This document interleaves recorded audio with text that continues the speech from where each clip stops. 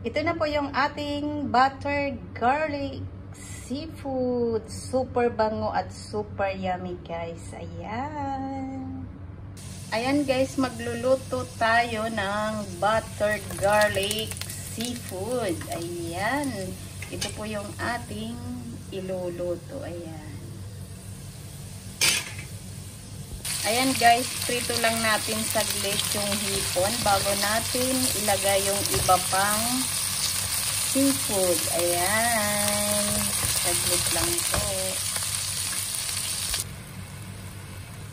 Ito na po yung ating buttered garlic seafood. Ayan. Ayan, guys, ang bango, grabe. Mapapa-only rice na naman po tayo. Bali, nilagay ko lang po dyan ay oyster sauce. Hindi po ako naglagay ng salt. At tamang-tama lang po yung kanyang lasa. Ayan. Ayan na po. Luto na ang ating buttered garlic seafood.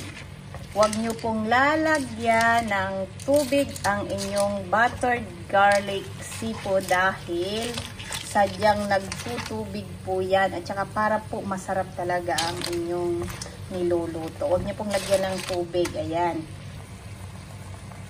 Ayan na, guys, yung ating buttered garlic seafood. Ayan. Meron na pong sili at meron na po siyang spring onion. So, napakabango, guys, at talaga namang malinamnam ang ating niluto ngayong araw. So, ayan po, sana nagustuhan nyo ang aking recipe ngayong araw. At syempre po, kung bago pa lang kayo sa aking YouTube channel, please don't forget to subscribe, like, and share po. Thank you! Ito na po yung ating buttered garlic seafood. Super bango at super yummy, guys. Ayan.